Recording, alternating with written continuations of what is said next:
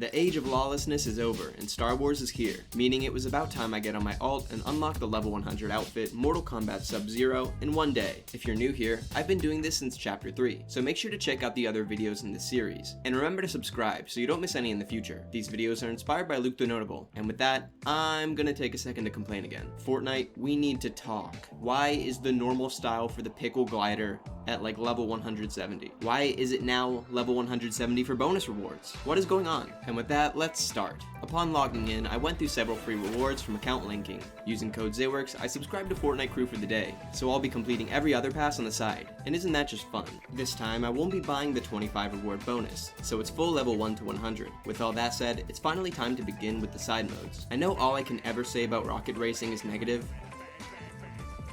but there were more people on Team Rumble, and rocket racing is split between a bunch of different queues for ranked, unranked, and speedrun. I didn't see a single person until my last race an hour in, and most of the time the game was falling apart saying I missed checkpoints. I left at level 13. On to Festival, Epic cut the XP on every kind of quest, along with seemingly removing a bunch of the milestones. I honestly thought with all the hype the recent 2 seasons brought in, they wouldn't be slashing its XP. I also played that for a little under an hour, and getting 7 levels out of it, a far cry from the 24 levels last season. I decided to get back on LEGO Fortnite for a little while. I gathered the starter resources for the upteenth time and logged out at the Storm Survivor camp after 30 minutes, sending me back to the lobby at level 23. Next up is Fortnite OG, which is now on Season 3.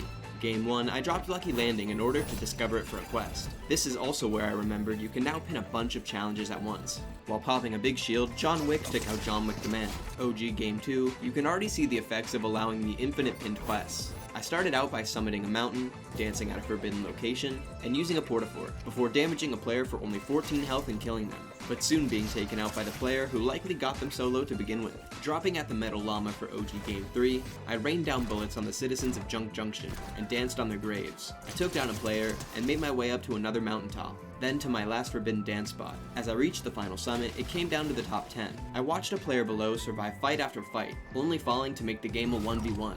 I used my covert tactics to miss my first shot, but I'm sure it surprised him. After a somewhat lengthy battle, I turned the corner with my deagle to take the Winter Soldier down, giving me an OG win, completing a secret quest to dance on someone, and going back to the lobby at level 28. OG Game 4, I went to Retail Row. I was only there to search a chest, but found a treasure map, so I booked it all the way to Wailing Woods. I knew of a second treasure map at Dusty, and made my way over where I had to take out an enemy. I found myself sandwiched between someone on the mountain and someone in a bush that almost took my head off while I was healing. My heart was not meant for battle, only to follow treasure maps and complete quests, so I took off all the way to the big wooden chair, and to shifty shafts to search a chest. I stayed around the dead side of the zone, watching over the remaining players, until the top 3, when I channeled my most annoying third-party experiences and ruined this player's day, after they just fought the entire lobby down to us, rewarding me with a back-to-back OG win in level 32. Finally for OG is Game 5. I thanked the bus driver and went down to Pleasant Park to open a chest, where I got this player down to 5 health, and then proceeded to miss 2 shots on him.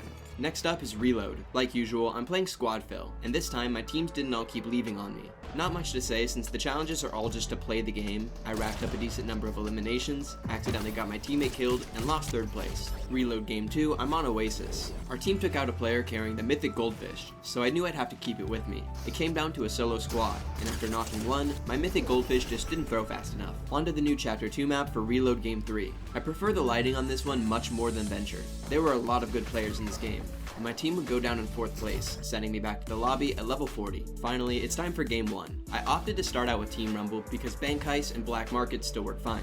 Fortnite also added Milestones back, which will give a lot of much needed XP. I dropped Mask Meadows, and within seconds I was completing quests. Waiting so long to complete your weeklies will cause a lot of them to overlap for even quicker completion. Just by the time my team had gotten the vault open, I was up almost 3 levels. Having received a Dilbit, I fought my way to the Crime City Black Market, where everything had already been picked clean, so I spent my Dilbit on a boon.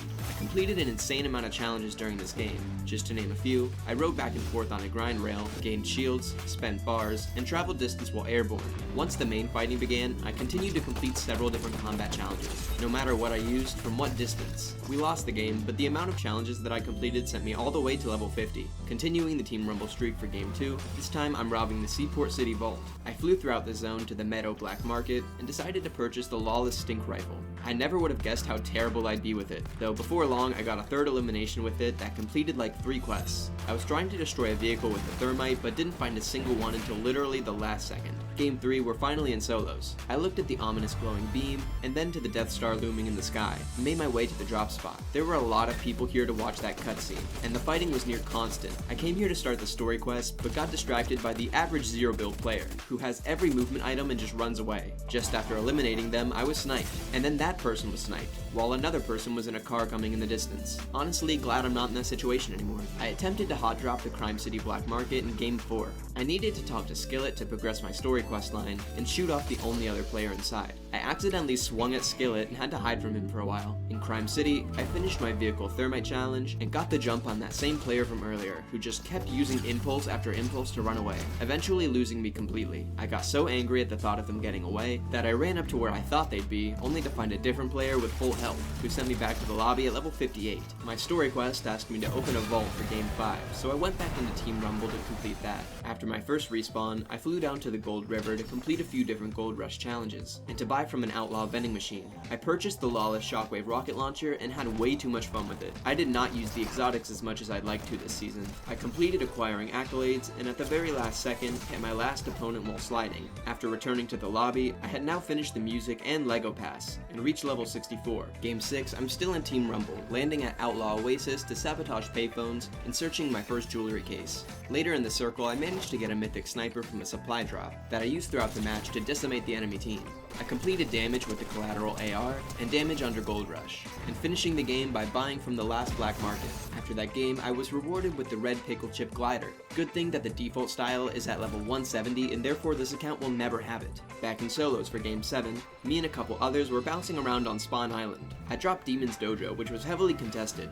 I ran in and saw the same John Wick from earlier, before quickly talking to Jones and hiring the Night Rose. Later on, I tried to surprise the player looting a train, and started off with a good shot, but my character wouldn't jump into the train, and I was eliminated. Game 8, Big Dill took over the Crime City Black Market by force. I traveled over to the city, trying to get the Jam on All Instruments quest to work, and destroying objects with a rocket ram. On my way to speak with Joss, I had to go through an Outlaw Flusher for a challenge, but managed to speak to her without attacking anyone this time. Going all the way back to Crime City, I met with the real Big Dill to help him set up for a party, which rewarded me with a full level up but also story XP because I lined them up. To further prove my ownership of Crime City, I broke into the vault, completing a quest to deal damage to bosses, and on my way out bought the Lawless Mammoth pistol just to be sure. Despite the zone being quite large, the game was down to 3 people. I just kept along the far side of the circle, and traveled to the mountains that were previously in the zone. I was able to keep track of where the other 2 players were. One was hiding like me, and we eventually found ourselves colliding. After taking them out, I didn't have any time to spare, immediately getting attacked by the last player. They missed their first swing, and I did a crazy parkour jump up to safety. Missed their second swing, somehow only taking 5 fall damage, and just couldn't quite get the third swing in, giving me a win and sending me to the lobby at level 78. I needed eliminations with the collateral AR in Game 9, so I went back into Team Rumble to continue with damage challenges. My internet was not with me this game, and I fell a slow, agonizing death. A little while later, I remembered a challenge to slide for a distance, and finished up with the collateral rifle kills. I spent the rest of the match chipping through kneecap or hit distance, but still didn't finish it. Dropping out of black market for Game 10, I had to buy a plasma burst laser, which unironically may have been my first time using it the entire season, and used it to collect mineral samples. I hopped on another player's motorcycle, and we did many flips on our way to the zone.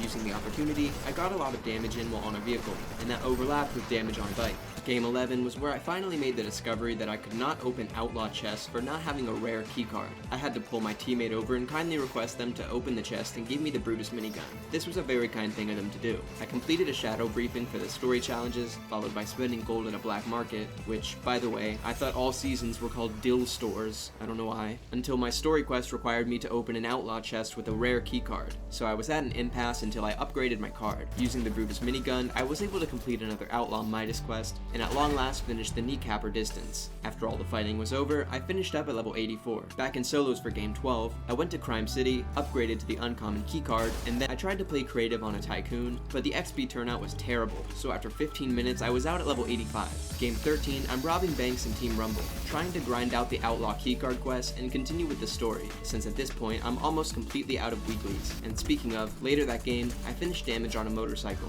I spent the rest of the match fighting up on the mountain and completing milestones, finally earning a free level up in Game 14, helping Keisha Cross hack a safe. On the side, I'm still working on the keycard, using this as an excuse to eliminate guards. Later on, while trying to open an armored van, an enemy player literally dropped in right out of the sky in front of me, and despite putting up a fight, I was eliminated. Game 15, I went Lone Wolf Lair, hoping to rob the vault but also to complete the free level up, though someone stole the car. Not being able to recover from this, having finally earned my rare keycard, Game 16, I went back into Team Rumble to open an outlaw chest and traveled into the zone to equip a familiar radar sensor from Chapter 3, using it to locate energy sources. Getting back to the zone, I had to investigate Daigo's workshop, and finally got enough walkie-talkies to trigger the XP from it. I spent the rest of the match completing milestones until returning to the lobby at level 91. I started off game 17 by stealing Fletcher Kane's car for a free level up, and taking it over to talk to Midas about the 0-point shard. Much later on, I finally got to open an armored truck and completed my second to last weekly to drive it around. Using a nearby bike, I had to score 200,000 points and talk to Keisha Cross. She asked me to use the shipmobile to boost across the road and deal damage to players on a motorcycle. While waiting for someone to show up, I parked my bike and went to the floating island to eliminate the boss, and finally collect my first medallion of the season, completing my final weekly, an Outlaw Midas quest. After descending the island, I finished up getting damaged on the bike. In the top 5, I just narrowly missed a player hiding in a bush, who sprinted into me, sending me up into the air. But just before hitting the ground, I used my rift launcher to get away, and back onto the island, where I drove everyone off. It came down to the final 2 players, and using the shipmobile as cover, I was able to spray the other player down, getting me another win, and having gone up to level 96. Game 18, after a dance party on Spawn Island, I landed to buy an item from Cassidy Quinn. After entering the building, I saw the player from Spawn Island, who quickly lowered their weapon. I dropped my crown for them and slowly left the area. I continued my pacifism onto the train, where for 1 second I made a friend, just before being eliminated. Back into Team Rumble for game 19, I just needed to get 5 eliminations with an exotic weapon, and spent the rest of the match wasting my time trying to outlive the zone and continue the story quest. I went back to finish that in game 20. I had to wait out all the fighting at Lone Wolf Lair, and made my way into the vault after everyone had left. I then made my way to the black market to purchase a legendary weapon. After this, the story quest changed to eliminating elite guards, and honestly I was so tired that I drew the line there. Back for a 4th game of Reload, you can tell I'm tired when I don't even change the skin. I was able to complete some more challenges, and eventually just left the game once I was level 99. Finally was game 21. I equipped Daigo and took a look at the Death Star, and at long last made my way to the giant glowing beam to see what was going on down there. I was planning to let the Baron get defeated for that little bit of XP that the challenge gives, but my single burst of damage on him completed a milestone that sent me to level 100. After seeing everything go down, I pretended to be Daigo, which did not work.